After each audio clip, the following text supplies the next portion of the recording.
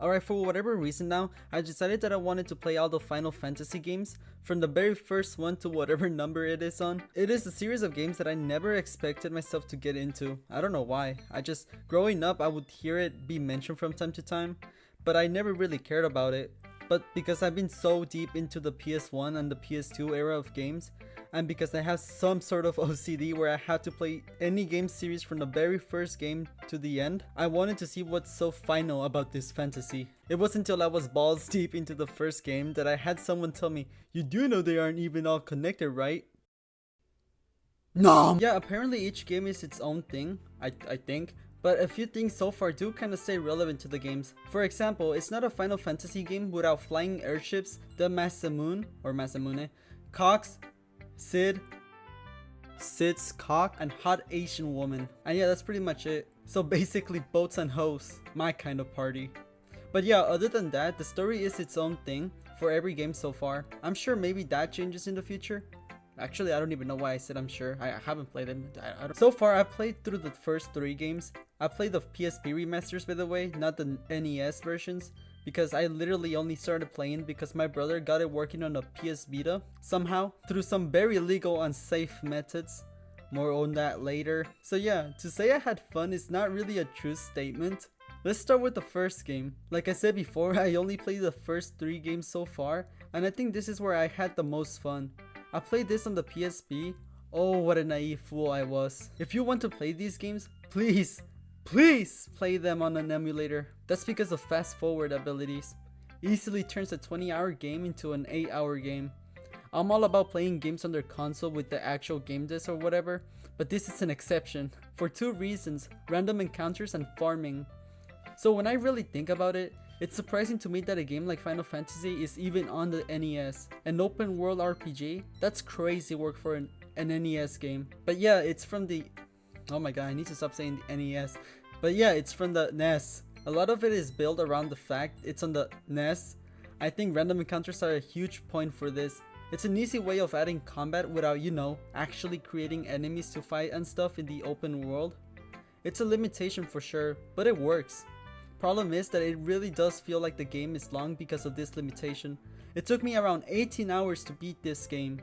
And remember how I said I played this on the PSP? Well, because of some hardware issues, I had to repair the very legal method in which I got the game in the first place. Basically, I had to restart the whole thing, and that was when I was 15 hours in. So in total, I spent around 30 hours in the first game alone. I don't even know why I kept playing it on the PSP. I'm fat and lazy, I don't know. I just didn't want to get an emulator for PC for some reason. I was too lazy to figure it out. But yeah, the game is long as shit because of the random encounters. So having the ability to fast forward is God mode. Literally saves you time of your ever-ending existence in this reality. There is also farming in this game, which yeah is tedious, but I don't know man, I can always get behind doing farming. I play Borderlands and RuneScape, so this is not a big deal for me. But to be fair, yeah, it is boring. Here is one of the things I notice about these games. This goes for the other 2 games as well. But the way the game works in general is like this. Eventually you'll explore, you'll find a main town, and then you're gonna be like, oh, I probably gotta do something here. Then you're gonna find somebody and he's gonna be like, oh, I need this item that is in this dungeon. And so your first instinct is to be like, oh, I gotta level up a bit before I go there to make sure I can handle whatever is in there. Here is the thing though, I found it that a few times in all of the 3 games, I was way over leveled, but I kept eating shit.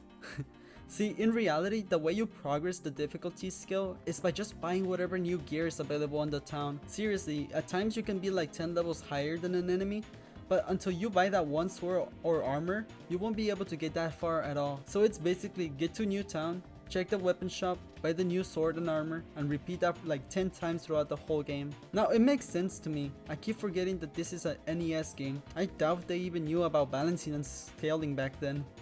So this is like an easy way of adding it.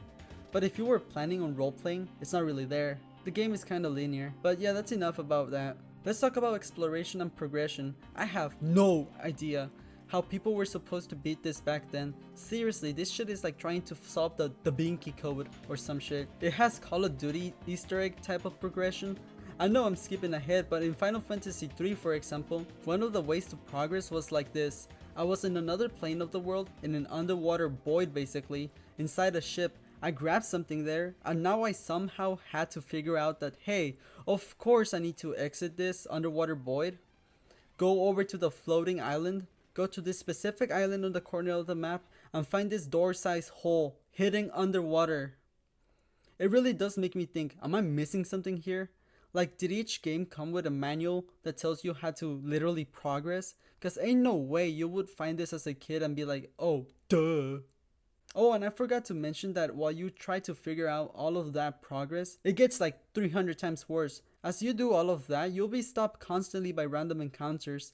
The three games are like this. I shit you not, this is what every minute of that game looked like for me.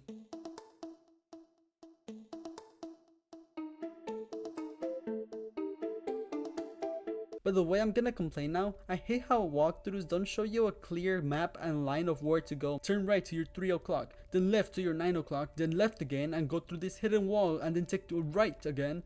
It's like, bro, you ain't Siri, just show me a map. I'm fat and autistic and fat. I'm so insecure about my weight. So yeah, the games are not fun to complete because you'll most likely be watching and or reading a walkthrough as you play. Believe me, it's not fun. Especially if you miss something that was like a single Bible verse on the whole entire Bible and it so happens to be crucial to progress. It happened to me before. But yeah, I think I went over what the reoccurring themes and problems are so far for these games. Lots of random encounters and farming, making the game 30 times longer than it should be, having to watch or read a walkthrough as you play, basically sucking the fun out of the game. Backtracking if you miss something means 3 hours of extra work, and obvious, objectively better weapons and spells to progress the game. Again, it's hard to call these faults because it is a NES game, but I'm still gonna do it because I'm an asshole. This section was the longest because it's where I shared what the games have in common, which by the way, the story. I forgot to summarize it. Basically, your party are the chosen ones. Find the 5 crystals of friendship and love. Defeat the bad guy. That's the structure for the 3 games, which is kind of the perfect structure to a story. It just leaves so much room for adding stuff just to make a different story. Okay, it seems that after FF1, they didn't know for sure how to make a difference, so instead they added different things to level up now, because more farming is what the game needed. Okay, that's kind of pessimistic. By the way, I'm a very pessimistic person if you couldn't tell. They try something new, now you gotta level up your weapons. Become better at swords, become better at knives. Honestly, I just found it to be complicated for no reason. Apparently your party has designated members that are good with specific weapon types already. So why the fuck even add this? You can become better at the weapons your character absolutely sucks with. But yeah, just in general, I found this system to be complicated and unappealing. Made me really appreciate the simplicity of Final Fantasy 1. Also, the dungeons in FF2 are hot, steamy garbage. This is where I found them to be the worst. They are huge and super hard to follow, and there's secret passages everywhere. FF1 was bad enough, but here it makes them look decent in comparison. Overall, I had in general just a less engaging time here because of how long it felt like this game kept going for, and because of the shit level system. I played it with fast forward on, basically the whole way through, and it still felt like dragging my balls through hot concrete pavement. The balls only. Now for Final Fantasy 3, I actually played the 3D version of this. I felt like I needed a break from the pixels, you know? I actually found myself really enjoying this one. I still found the usual things about it that suck, but the dungeons were much simpler to get through. The art style is lovely and I like the exploration and the weapons here. I don't know, I just really like this game. It still felt like a slog at times because I had to stop and read the walkthrough still. I do still have a thing to complain about. Is that even a surprise to you? I mean, I love complaining. The job system. Now, it looks so far that for each game they try adding a different XP system or leveling up system. Here you now select a job, which is basically just a class like in any RPG. To be honest, I'm not a fan of this either. There's too many of them. I like classes when it's only like 4 or 5 options, but like 16? That's too many. All they do is basically limit your creativity and build in general. Like in reality, all it does is lock your character from using specific weapons and spells. Oh, you need to use that spell right now? Well, you can't. I mean, yeah you can, but you need to switch classes, remove all your items, and then use the spell, switch back, and re-equip everything. And in general, it's just lame. If I wanted to roleplay, let's say a ninja, I would use my head and be like, oh, this is the equipment a ninja would use. This is the most ninja spell there is, so I only use those.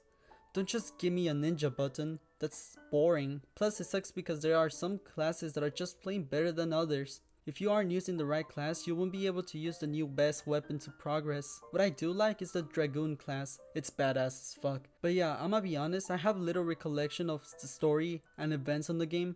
I played 2 and 3 in fast forward and while reading a walkthrough, so it wasn't the most immersive experience, you know? Do I recommend these games? In all honesty, no. I don't. It's definitely a time waster. My time is worthless though, which is why I play them. But I don't know, if they intrigue you, go ahead and try them. But you'll just know that you'll probably be reading a walkthrough the whole way through. But yeah, that's all I have to say. Bye.